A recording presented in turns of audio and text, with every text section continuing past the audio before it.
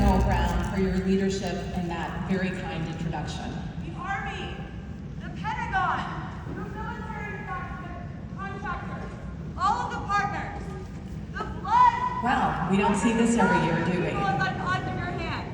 As your pockets seep in the blood of Palestinians, of people in the global south. Oh boy. From the Philippines, to the Congo, to Haiti. We have 800 military bases.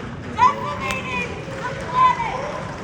Decimating people. Everyone, if you can just hang in there, I'm sure we'll take care of this in just a moment. You all are making a killing off of killing. Well, people are burning in refugee tents and in hospitals and the planet. Every bomb you hit, every jet you make is a climate catastrophe. Just hang in there for a minute. We'll get this situation under control. Should pay attention to your veterans and mental health. We need money for hospitals.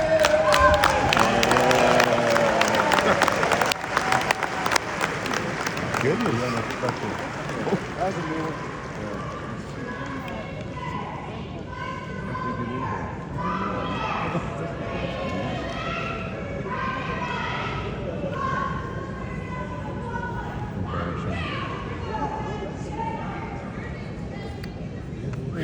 I'm surprised to see. Okay, well that was a good reminder.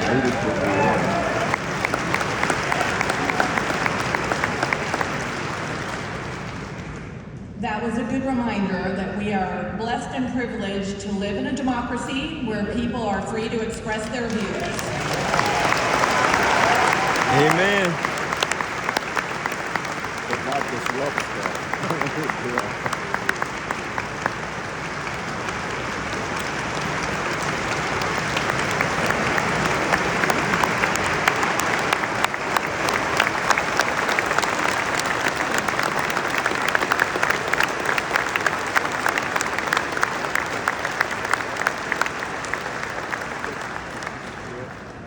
Okay, so we'll try to reset. Hello and good morning, AUSA. Thank you all for being here. And first, I want to especially thank the hundreds of people who put this amazing event together every year.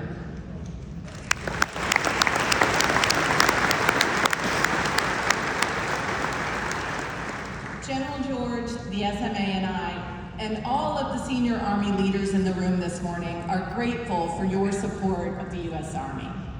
Before we turn to Army business, I'd like to acknowledge the tragic situation in the Southeast in the wake of Hurricanes Helene and Milton. Our hearts go out to everyone who's been affected by these terrible storms. Army National Guard, Corps of Engineers, and active duty soldiers from the 18th Airborne Corps have been conducting rescue and recovery operations, clearing debris, and delivering essential assistance to communities across multiple states. Please join me in recognizing them for their hard work.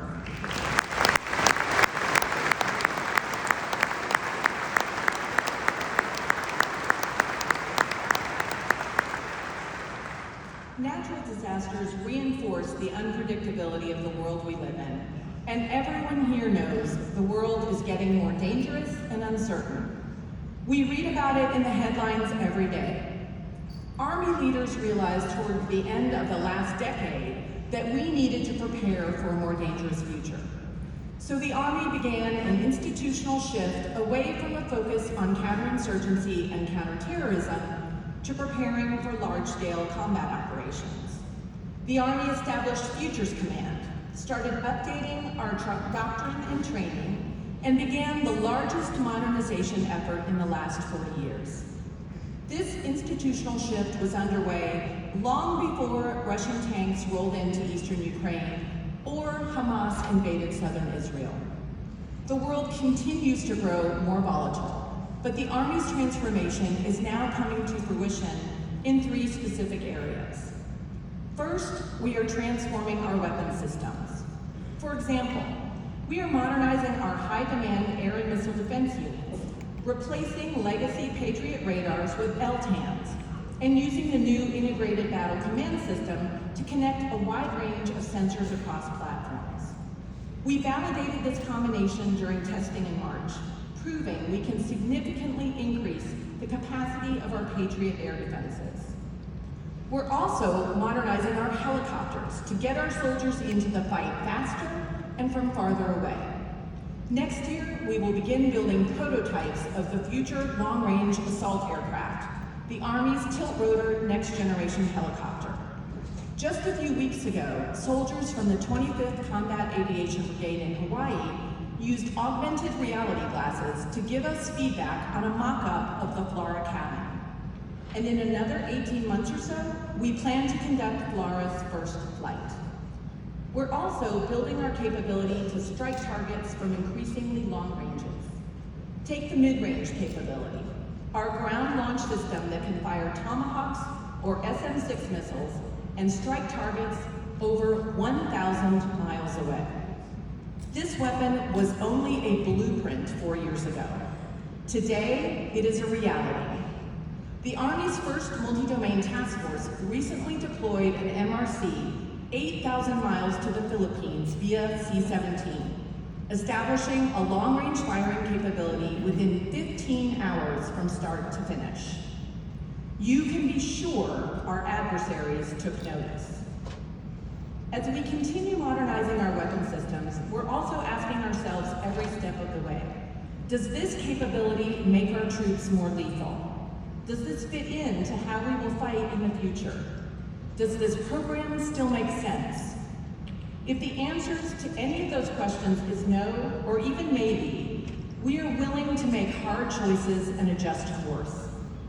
Ending the FARA program and shifting most of the funding to our other aviation platforms was a hard decision, but it was the right one. The same thinking informed our decision to end the Shadow and Raven programs, so we could put additional funding into more advanced, survivable unmanned systems. All the new technology we're bringing online, however quickly developed and procured, accomplishes little without the soldiers and formations that do the fighting. That brings me to the second area of transformation, force structure. We need Army force structure to be purpose-built for large-scale combat. So we are eliminating tens of thousands of unfilled spaces in units that were primarily focused on COIN and CT. But we are also building new formations designed and equipped to provide capabilities in short supply relative to current and future demands, such as indirect fire protection battalions, counter small UAS batteries, and MSHORAD battalions. 3 of our 5 new multi-domain task forces are up and running, actively exercising in the Indo-Pacific and Europe.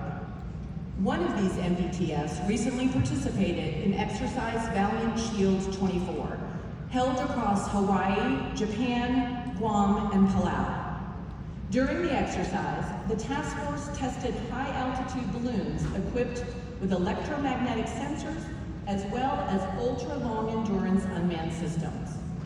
In Palau, the MDTF and Tennessee National Guard artillery units conducted a joint live fire using an autonomous launcher and the precision strike missile. This exercise showed how the MDTF can use its intelligence, space, cyber, and targeting capabilities to enable long-range strike against adversaries with considerable defensive capabilities, a must-do mission for the Army in the Indo-Pacific. To fully realize our plans to redesign the Army's force structure for large-scale combat, we have to ensure that it is fully manned. As I mentioned earlier, none of this great new equipment works without skilled and dedicated soldiers. Which brings me to the third area of transformation, recruiting. It's no secret that the Army, along with our sister services, has had some significant recruiting challenges. And these challenges are not going away.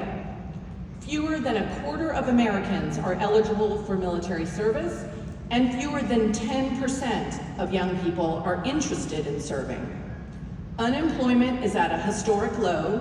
More than 60% of high school graduates are going straight to college, and many young people know very little about the Army or what we offer. So we have no choice but to go on a full court press to change how we recruit from top to bottom. We updated our recruiting school curriculum and started selecting and training our recruiters differently. We brought back the Be All You Can Be campaign and adapted it to the realities of the 21st century marketplace. We challenged every trooper to help us recruit using the Soldier Referral Program, resulting in more than 4,500 new contracts just this year. And for young Americans who had the desire to join the Army, but not the test scores, we created the Future Soldier Prep Course to give them a path to meet our standards. These efforts paid off in the fiscal year that just ended. The Army not only surpassed our goal to recruit 55,000 new soldiers this year, we also far exceeded our goal to send 5,000 into the delayed entry program. Our exceptional Army recruiters secured over 11,000 commitments into the DEP, setting us up for another strong recruiting year in FY25. I believe that our success this year shows the promise of what is just around the corner, complete transformation of our recruiting enterprise. There's still work to do to finish this transformation, but the Army, this won't surprise you, is moving out aggressively. We've selected 3 cohorts of warrant officers to specialize in recruiting, the first time warrants have been used in this capacity. The first group has finished training with industry and reported for duty, where they will help our recruiters with labor market research and data analytics. And we're building the pipeline so that we can begin selecting our new career field of enlisted recruiters next spring. To lead our innovation efforts, we have handpicked 5 recruiting companies around the country. They will use artificial intelligence and machine learning to identify high-value leads from a broader pool of potential new recruits, including young people who have completed some college or who have prior work experience. And as we find new techniques that deliver results, we are going to scale them across all of our recruiting brigades. Starting in January, we will pilot a new approach in Miami to let our recruiting professionals focus on doing what they do best, telling the Army story to young people. These recruiters won't be in the recruiting station doing time-consuming administrative tasks. Instead, they will spend their time out in Miami sharing their passion for the Army with potential new soldiers. Looking ahead to fiscal year 2025, I am announcing today that General George and I have set a new goal to recruit 61,000 new soldiers, 6,000 more than this year.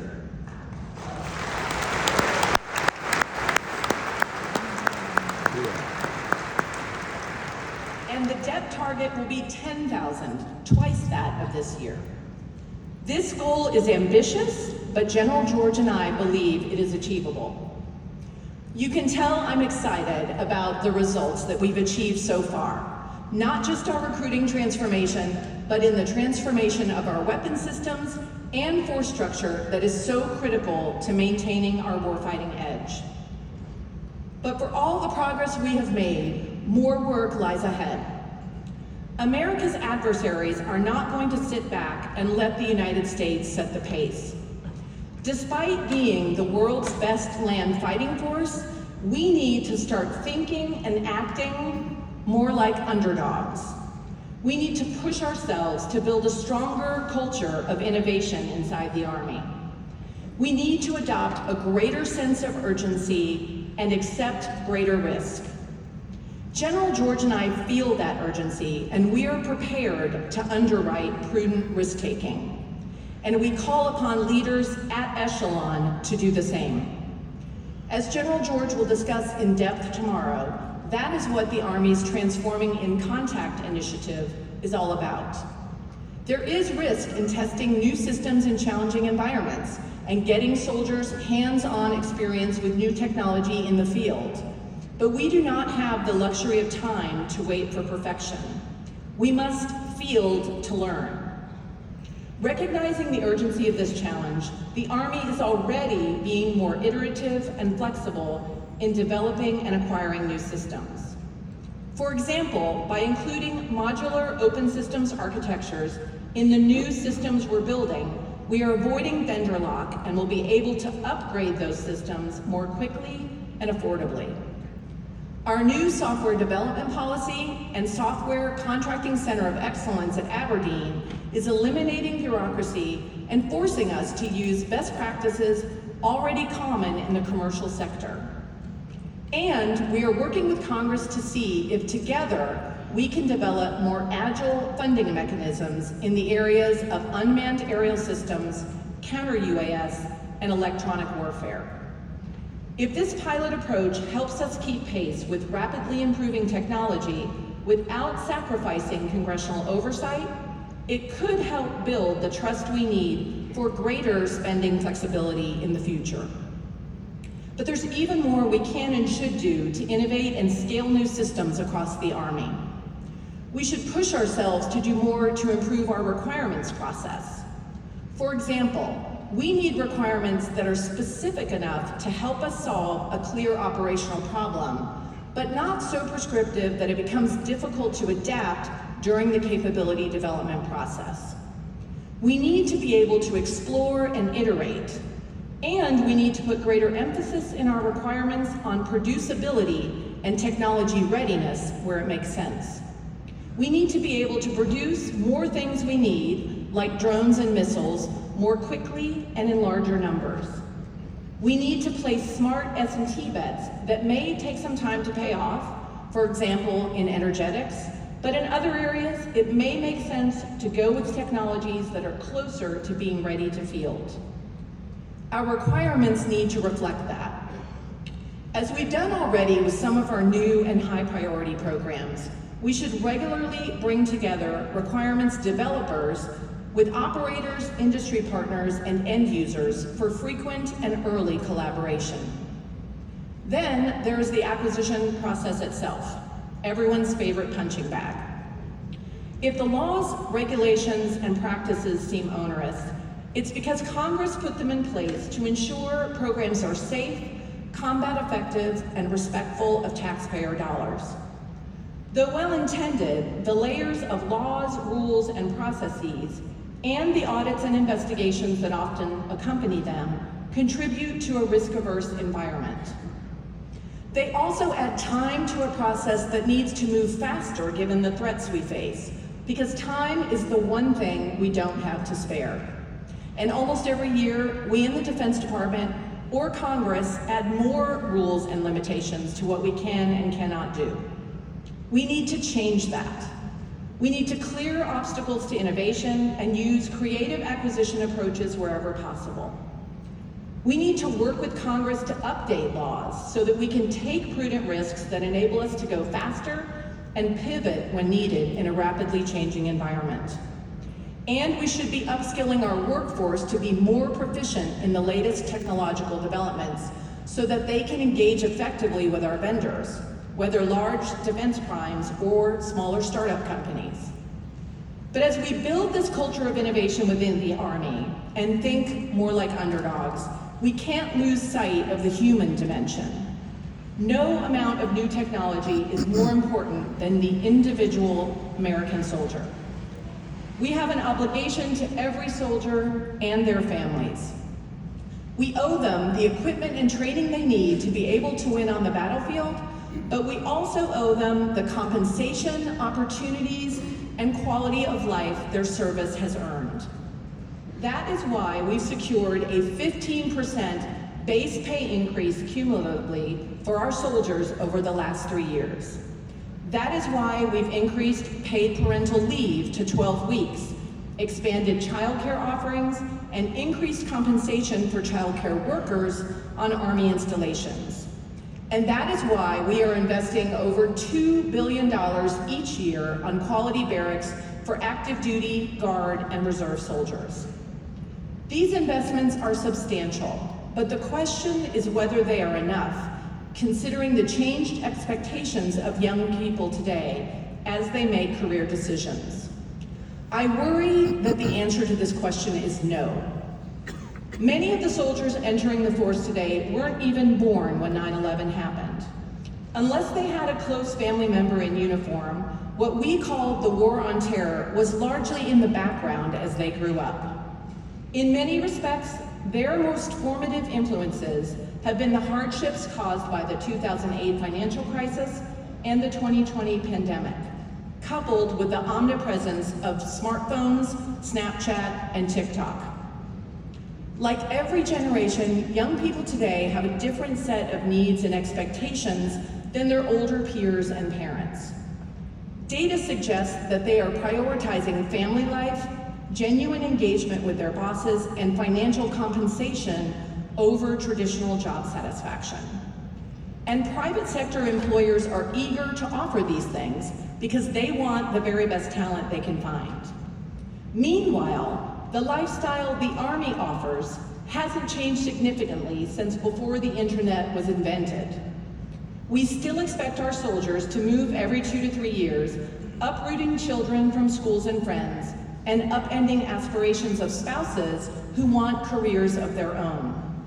We continue to rely on spouses and partners as a de facto, unpaid Army labor force, available to organize PCS moves and lead soldier family readiness groups, but often at the expense of work outside the home and the earnings that come with it. Our own Army Career Engagement Survey shows that most officers leaving the service today are seeking more stability, predictability, and a better family life. Now, I am not suggesting that we telework to war. Don't misunderstand me. Nor am I suggesting we move to the British model of a regimental army, where a soldier stays with one unit for their entire career. As Robert Gates said in his last address as Secretary of Defense to the cadets at West Point, this is the United States Army, it's not Apple. Taking that oath means doing what you're told and going where you're needed.